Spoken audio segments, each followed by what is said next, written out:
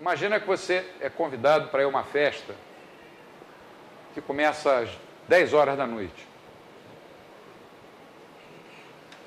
Se você chegar às 10 horas, 10h10, os salgadinhos vão estar quentinhos, as bebidas geladas. Só vai ter avião lá dentro da festa.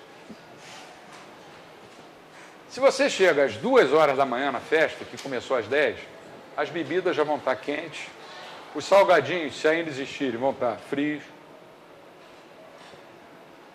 e os aviões já voaram todos. Você só vai encontrar mocréias, barangas. Agora, passando desse exemplo para a economia. As indústrias que se beneficiaram no início são essas indústrias de longo prazo. Elas chegaram na festa às 10 horas da noite, pegaram a taxa de juros baixinha. Os projetos delas se tornaram viáveis. Então, vai haver um crescimento aqui desse lado da economia, em termos de mão de obra, vão empregar mais pessoas, os salários vão subir, os capitalistas vão ganhar mais dinheiro, vão comprar, como é que se diz, máquinas novas. No setor de consumo, pode ser até que continue, que haja uma certa festa, vai depender de mil condições. Mas, com toda certeza, esses setores mais do lado esquerdo vão ser mais beneficiados do que os do lado direito. Aí vem a segunda fase. Agora, a turma está chegando na festa às 2 da manhã. Que turma? Ó, a turma que ganhou dinheiro aqui. O que eles vão fazer com esse dinheiro? Com essas rendas que foram geradas por esse boom artificial de investimento. Só há uma maneira de você se livrar de dinheiro, que é comprando. Jogar dinheiro pela janela, queimar dinheiro ninguém faz. Comprando o quê? Ninguém vai comprar um negócio que ainda não é um automóvel, que está no meio do... Vão tentar comprar bens de consumo. Aí as indústrias de bens de consumo vão sentir que a demanda está subindo. E vai haver, como dizia o Hayek, um cabo de guerra. Tag of war, cabo de guerra. Entre as indústrias de bens de capital, que geraram rendas, e as pessoas só vão agora tentar comprar bens de consumo. Por que eu posso garantir isso com tanta certeza? Vocês podiam perguntar, não, elas ganharam dinheiro, elas vão poupar. Porque qual foi a hipótese inicial que eu fiz? Essa é a base da teoria do ciclo. Não mudou a vontade de poupar. Permaneceu a mesma. O governo só jogou dinheiro novo na economia. Então as pessoas não vão aumentar a poupança, elas vão tentar gastar. Quando elas gastam, as indústrias de bens de consumo vão tentar pegar dinheiro emprestado para expandir também a sua capacidade para atender a demanda. E aí começa o cabo de guerra, a taxa de juros sobe. Aí quando a taxa de juros sobe, muda tudo. Uma subida na taxa de juros prejudica toda a economia, mas prejudica mais esses setores que ganharam no início do que esses setores de consumo. Na macroeconomia, não. Quando sobe os juros, é ruim para todo mundo. Então, alguns projetos desses aqui, que antes se tinham tornado viáveis, agora passam a ser inviáveis. Você começa a ter desemprego, principalmente nos setores de bens de capital. Então, uma expansão monetária gera desemprego.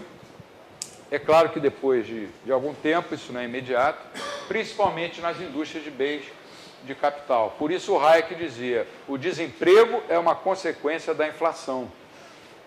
A inflação foi quando a moeda entrou na economia fantasiada de poupança.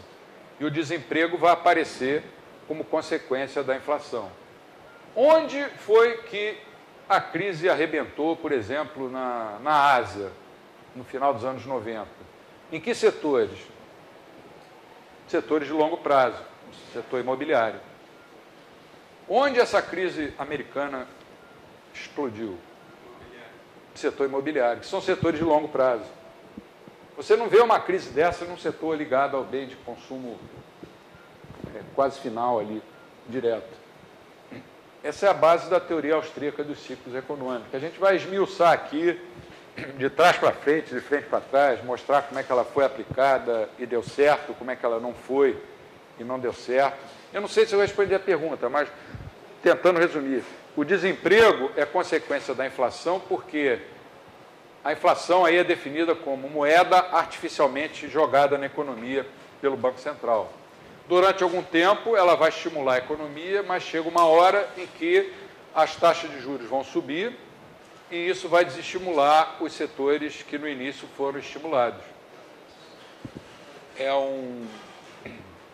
Onde você encontra uma bela descrição disso é na palestra do Hans Hermann Hoppe, um vídeo do Hans Hermann Hoppe do seminário do Mises desse ano, em abril. Você estava lá. Foi uma das apresentações mais brilhantes que eu vi sobre a teoria dos ciclos. E é um tema que os economistas deviam estudar com bastante cuidado. Por que você encontra artigos de 2001, 2002, antecipando que a coisa ia explodir nos Estados Unidos? Escritos por austríacos. Porque eles estão baseados na teoria dos ciclos econômicos. Quem ficou famoso porque descobriu a crise não foi um austríaco, foi aquele economista turco Rubini, Nouriel Rubini, que tem dito coisas absurdas recentemente. Eu vi uma entrevista dele dizendo que os governos precisam aumentar os gastos para salvar as economias. Ele descobriu por acaso. Sei lá, ele estava olhando assim para o chão, procurando uma pedra, achou um diamante. Aí ficou famoso da noite para o dia, deve ter ganho muito dinheiro. Mas os austríacozinhos, coitados, lá, velhinhos lá de... já vem falando isso, o Mises desde 1912, o Hayek nos anos 30. E nessa última crise você tem toda uma geração,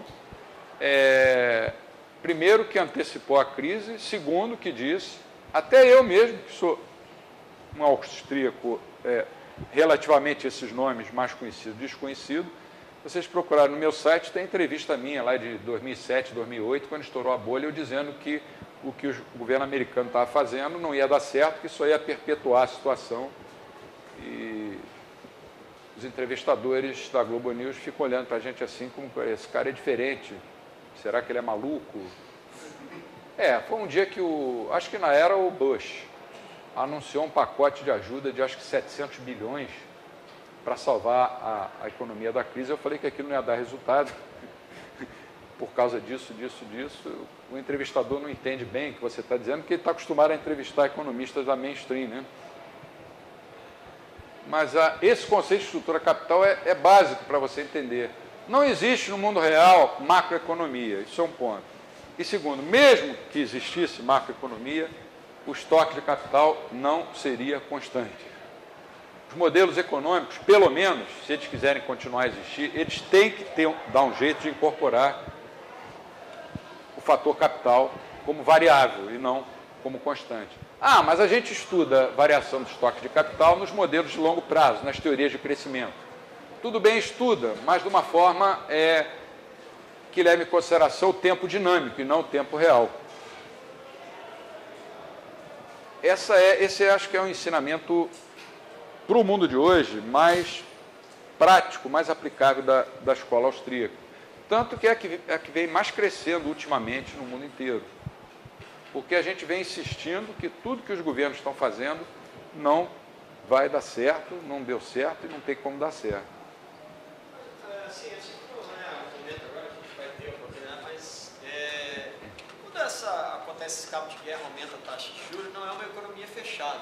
Então ela começa a atrair capital externo para a economia, né? Poupança externa, vamos falar assim. Isso aí já não seria vamos dizer, uma fuga do que a teoria dos ciclos econômicos preveria? Eu não diria uma fuga, isso perpetua essa situação como é que eu vou dizer, de artificialismo. Aí vai de um para outro, né? Onde vai o capital vai sendo... Aí todo mundo pensa, está tudo bem, vamos continuar. E quando as coisas começam a piorar, os governos tendem a injetar mais moeda ainda sem lastro. Aí vai chegar uma hora em que, eu acho que já chegou nos Estados Unidos e na Europa, que eles podem injetar a quantidade de moeda que quiserem, que as economias simplesmente não vão reagir. Aí vêm os monetaristas e falam, não, a causa da Grande Depressão foi porque o Banco Central americano, entre 1929 e 1932, deixou a oferta de moeda cair em mais ou menos 1/3. Isso era a interpretação do Friedman. E o Keynes dizia que a causa da crise é que ninguém estava investindo. Olha como a economia é uma ciência estranha. Como diz um amigo meu, filósofo, é uma ciência cinzenta.